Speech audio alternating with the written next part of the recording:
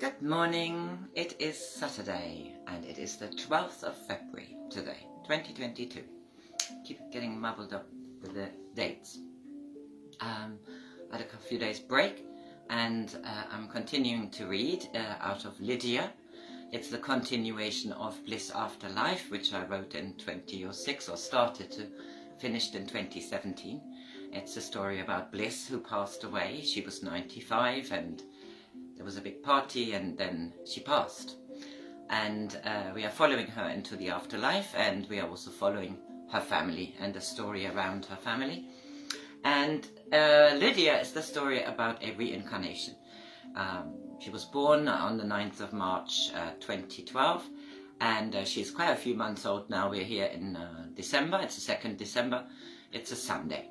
And I'm continuing with this chapter. I got a little muddled last time and inadvertently started the previous chapter again and then noticed it and stopped. So basically we are on Sunday and it all met at the refuge, and it is Sunday evening. I'm continuing chapter 57.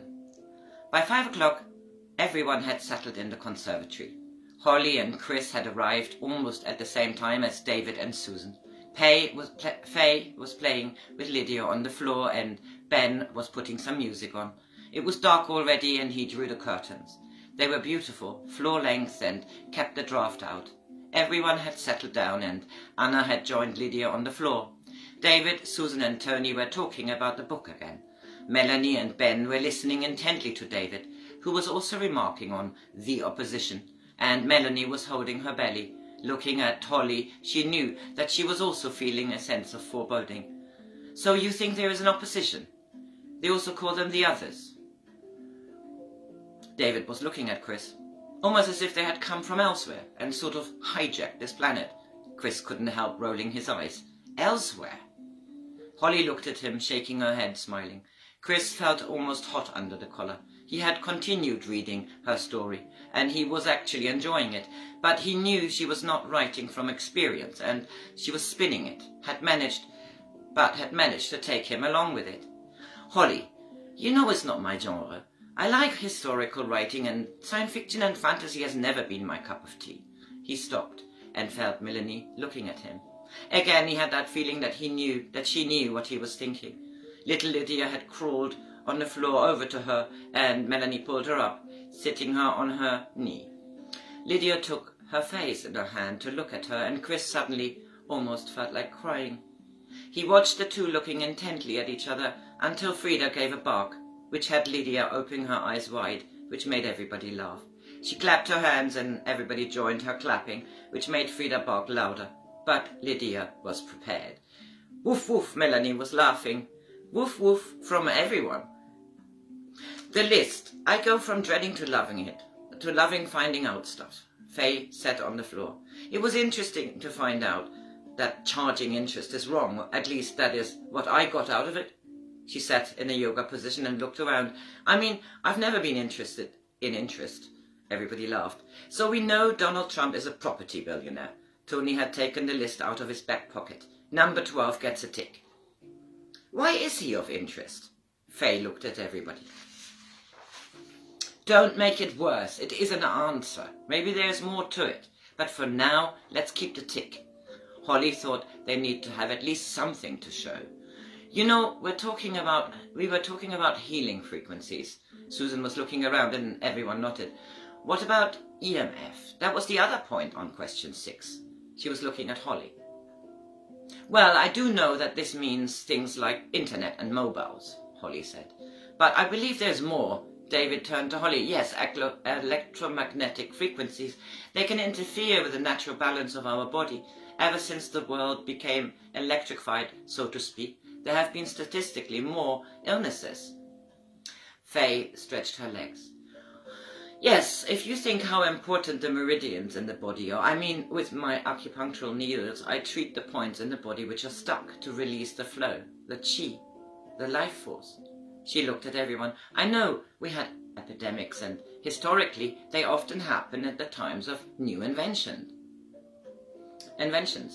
Her study of the human body and the treatment with acupuncture had given her good insights. She did not know much about EMF, but she knew how stresses can affect the body. Melanie had learned much studying reflexology. She was not going to finish the course. It had become too busy with the work in the flat and little Milton due soon. For the foreseeable future she would not work as a reflexologist or anything. She was looking forward to her little one and wanted as much time as possible with him. Once Tony was finished with the work in the new year, they would plan what and where he would work. She looked at Tony, who was talking to Susan and David. She will have to read this Only Planet of Choice book soon. They were enjoying talking about it, and she was by now curious. She was going to have a look if she could get another copy, or even a Kindle version. Everyone seemed to be talking. Shh! Holly put her finger to her mouth. Lydia looked at her and did the same. Smiling, she went on. Isn't this lovely? She looked at Tony, who just wanted to start singing it.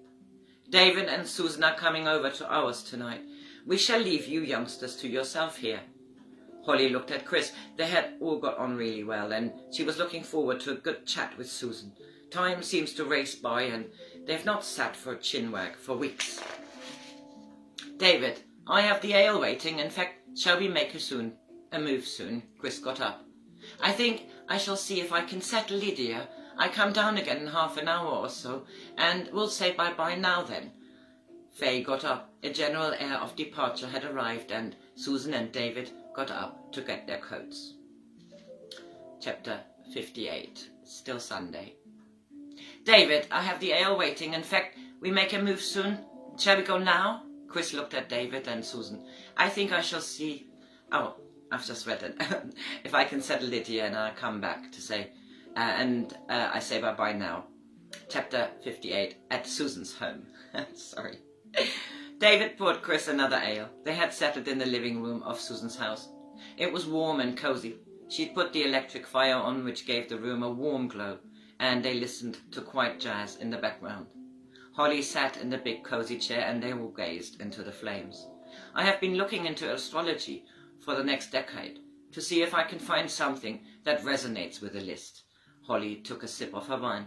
What I found was that in the next decade, the Saturn and Pluto hard aspect will be in 2020, the same as it was in 1516 and until 1517, and again in 1933 to 1935, the Nazi era.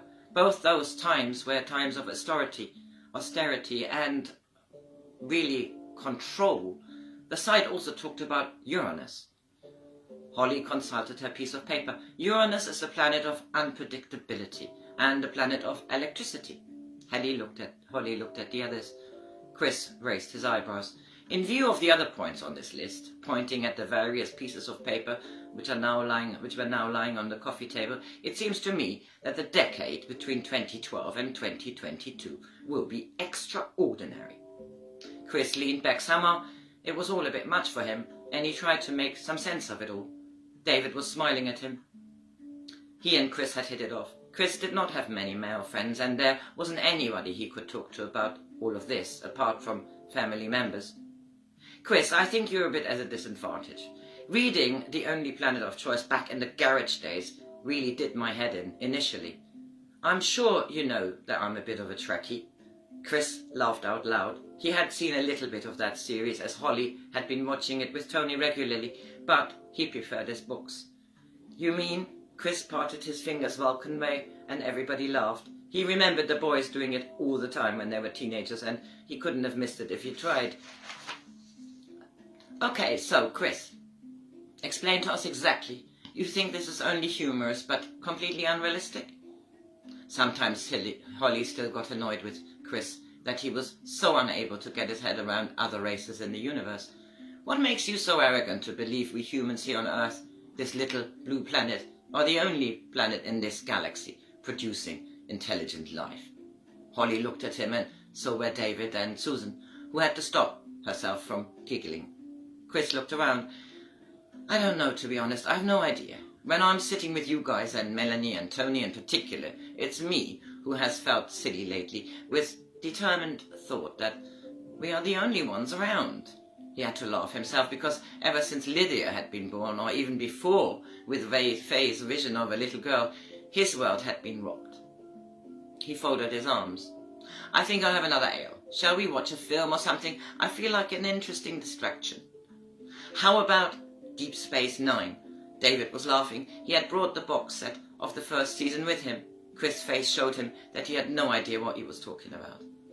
I shall not ask what it's about. I'm up for it if you are. They all burst out laughing, and David went to get his bag. He had been telling Susan about it, but had not expected to watch episode 1 with all of them. Anyone a top-up before we settle? Susan had got up to get herself another cup of tea. I have a tea now, please.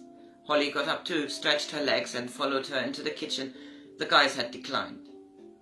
Did Faye speak to you about her visit to the doctor's surgery? Susan put the kettle on. Yes, she does not want Lydia to have any injections. She had been asked a couple of times over the last few months, and she had stopped going. I regret that Ben never had his MMR, you know. I never really trusted them. He had such a high fever. Remember when we went to India with the boys? We never did the malaria stuff, did we? Holly was laughing. There had been much discussion 20 years or so ago. Their mum, Bliss, was not in favour of any intervention, but Michael had not agreed at first. Eventually, they decided not to have anything. They were careful with what and where they ate.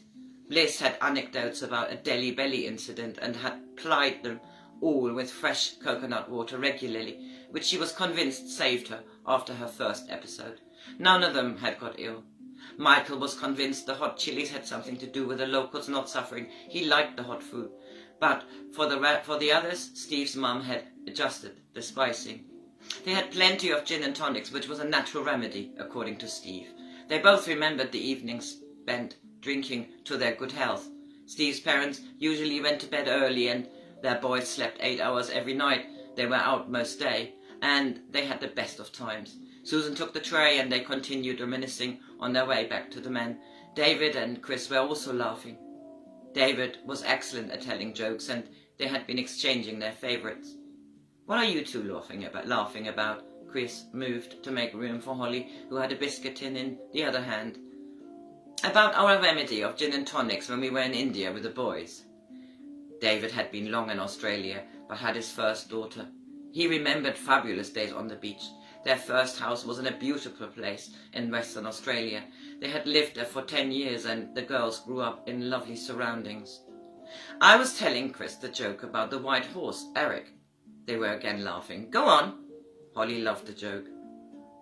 A man walks into a bar, and the bartender is a white horse, and the man says, I have a bottle at home with your name on it. And the horse says, what, Eric? Chris thought it was hilarious.